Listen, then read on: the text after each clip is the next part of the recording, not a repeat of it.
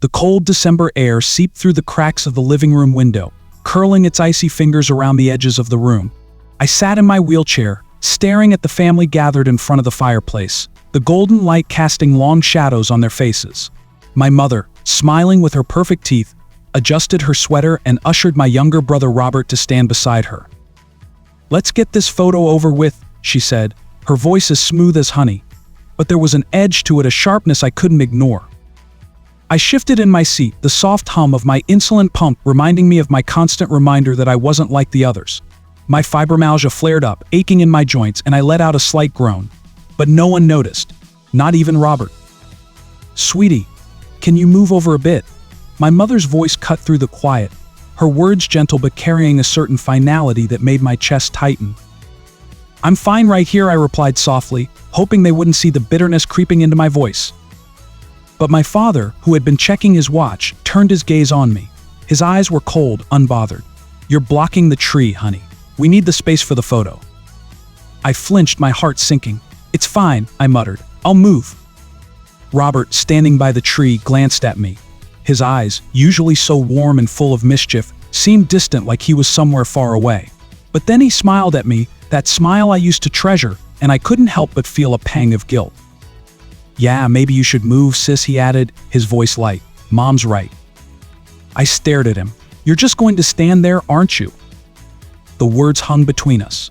My parents didn't see the cruelty of what they were doing, but Robert? He saw it, or at least he had before, when it didn't matter. Now, though, it felt like he had taken their side without even realizing it. I wheeled myself into the kitchen, my hands shaking as I pressed my palms against the cool countertop. My reflection stared back at me from the darkened window, and I barely recognized myself, too old, too tired, too sick. The doorbell rang. Grandma was here. I told Grandma about the Christmas photo incident over dinner that evening.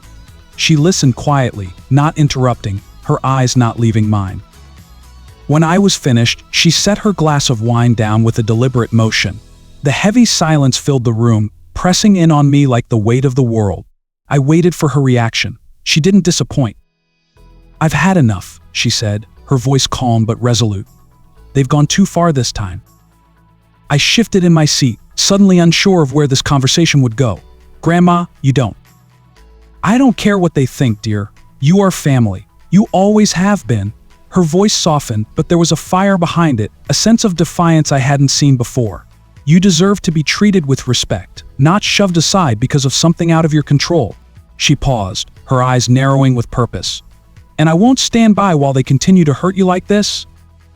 I blinked, confused but deeply moved. "What are you saying?" Grandma looked at me seriously, her expression set. "I'm changing my will. You'll have a place with me, a home where you're valued." She took a breath. "I'm leaving everything to you and Robert, not your parents." I couldn't breathe. The weight of her words hit me like a punch to the gut. "Grandma, you don't have to do that. You don't owe me anything." "I'm doing it because I can," she replied firmly, "and because they don't deserve it. I'll talk to your parents tomorrow, make them see the consequences of their actions. If they want to act like strangers to you, they'll lose the benefits of being your parents." I sat there, stunned. Grandma had always been a figure of quiet strength, but this was something else entirely. She was standing up for me in a way that I'd never expected. But even more than that, she was offering me a lifeline, a way out of a situation that felt suffocating. The next day, Grandma drove me to my parents' house, her grip on the steering wheel tight as we approached. I had mixed emotions. Part of me was afraid of the confrontation, but another part of me was strangely calm, knowing that finally, someone had my back. We walked inside together, and the tension in the air was thick enough to cut with a knife. My parents, who had been sitting on the couch in their usual perfect posture, froze when they saw us. "What's this about, Mother?" my father asked, his voice too controlled, as if he was already preparing for the worst. Grandma didn't waste time. "You've been treating my granddaughter terribly," she said, her voice ringing out with authority. "I won't stand for it anymore. I've changed my will to leave everything to her and Robert.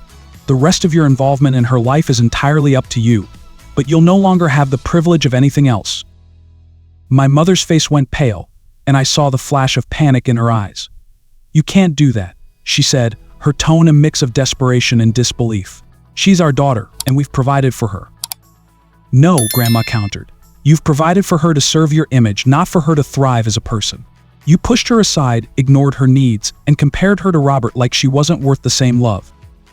The silence was deafening as the words hung in the air, too heavy to escape.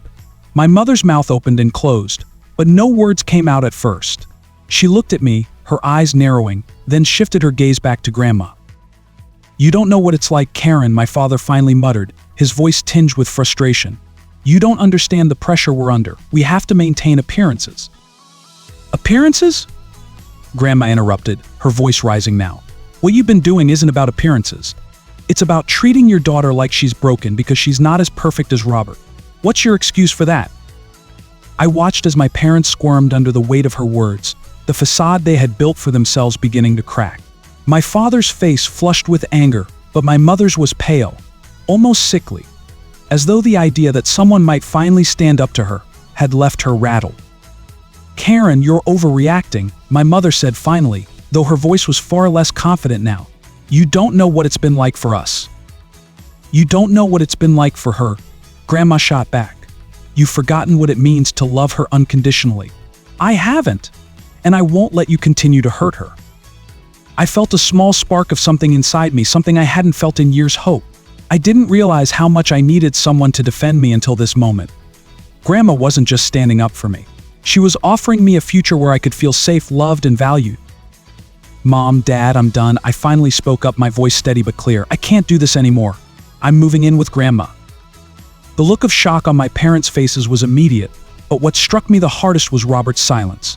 He had been standing at the edge of the room, watching the exchange, but now he stepped forward, his eyes wide, his expression torn. "You don't have to leave, sis," he said quietly, his voice heavy with regret. I didn't know it was this bad. I thought you'd be okay. But I see now that I've been part of this too, treating you like you didn't matter." I could feel my heart twisting in my chest. I had been so angry with him, but here he was, apologizing. He was finally seeing me not as the shadow to his shining example, but as me, a person. "I've made my decision, Robert," I said softly, my voice almost breaking. "But thank you for seeing me." He nodded, a sad but genuine smile touching his lips. "I'll always have your back, sis. Always." That evening I packed my things. The room I had grown up in felt strangely distant, like it no longer belonged to me. As I folded clothes into my suitcase, I couldn't stop thinking about the decision I had just made. Leaving was the hardest thing I'd ever done, but it was also the first thing that felt right in a long time. I wasn't leaving because I hated my family. I was leaving because I needed space to heal, to find myself away from the constant comparisons and the feeling of being second best. Grandma stood by the door, watching me with quiet strength as I packed. I could feel her presence beside me, a comforting weight, like the steady hand of someone who had always understood the storm I had been weathering. She didn't speak much, but her calm demeanor was enough to soothe the turmoil inside me. Finally, after what felt like an eternity, I zipped up my suitcase and turned toward the door. I paused for a moment, looking around the room one last time. It didn't feel like home anymore. It never had, not really. The faces I had once known and loved now seemed like distant memories, unfamiliar versions of the people I had once called family. "I'm ready," I said, my voice firm despite the anxiety gnawing at me. Grandma gave me a gentle smile. "Let's go home." We walked out together and I closed the door behind me. As we drove away from the house, I didn't look back. Not because I wasn't sad or conflicted, but because I knew this was the right decision for me. For the first time in a long while, I felt the freedom to breathe, to exist without apology. The weeks that followed were a blur of adjustment and reflection. Moving into Grandma's house had been a relief. Though there were moments when I missed the familiarity of my parents' home despite everything, it was still where I had spent my childhood. But Grandma's house was different. It wasn't just the space or the lavish decor, it was the way I was treated. There, I wasn't a burden. I wasn't the daughter who had to be hidden in family photos or the one whose health was a source of constant worry. I was simply me. As the days passed, Grandma made sure I felt comfortable in my new surroundings. She asked about my life, my dreams, and listened with genuine interest. I began to heal, not just physically, but emotionally. The stress that had weighed me down for years began to lift, and I found myself becoming more confident, more comfortable in my own skin. It wasn't easy sometimes. Memories of my family crept back in, and the loneliness would settle in my chest like a cold weight. But with each passing day, I found a little more peace, and that was enough.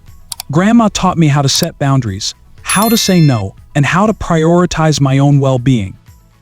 One afternoon, a call came in from Robert. It had been a while since we'd spoken. The guilt in his voice was palpable as he apologized again for the way he had treated me, for the way he had let our parents dictate the terms of our relationship. "I'm so sorry, sis," he said. "I never realized how much they were hurting you. I don't know. I was afraid of disappointing them, I guess. But I should have been there for you, not just them." I felt a lump rise in my throat. "I know, Robert, I know. And I forgive you. But I need you to understand I'm doing this for me. I need to live my life, not theirs." "I get it," he said, his voice thick with emotion. "I get it, and I'll always be here for you, no matter what." His words meant more to me than I could express. Despite everything, despite the years of tension and hurt, there was still a bond between us. A bond that, for the first time in a long while, felt unbreakable. As the months went by, I focused on healing physically, mentally, and emotionally. My health improved as the stress of living under my parents' roof had been sapping both my physical and emotional energy. My fibromyalgia flared up less often, and my diabetes, though still a part of my life, became more manageable with the space and time I had to properly care for myself. Grandma and I spent evenings together, talking about everything and nothing. She shared stories about her past, about the things she had fought for, and I started to see her not just as the pillar of strength I had always known her to be, but as a person with dreams and struggles of her own. Her wisdom, her resilience became my guiding light. When it came time for me to leave for college, it was a bittersweet moment. I was excited for the future, for the new opportunities and experiences that awaited me. But leaving Grandma felt like leaving the only true home I had ever known. Grandma hugged me tightly before I left. "You've come so far, darling. I'm proud of you. Never forget that." "I won't," I whispered, my voice thick with emotion. "I'll be back. I promise." The car ride to college was quiet, but this time I felt a sense of calm wash over me. The life I had left behind, full of comparisons and resentment, no longer had a hold on me. With Grandma's love and support, I had learned to stand tall, to embrace who I was without apology. I had learned that my worth was not measured by the expectations of others, but by my own strength. When I stepped onto the college campus, the world felt open to me in a way it never had before. The future was uncertain, but for the first time it didn't frighten me.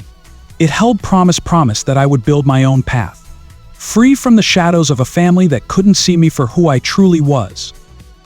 And no matter what came next, I knew that I had one thing I had never truly had before: unconditional love. Not just from my grandmother, but from myself. I was worthy. I was enough. The journey had only just begun, but I was ready. So if you love this story, be sure to subscribe, hit the bell, and comment below. Your interaction helps us grow.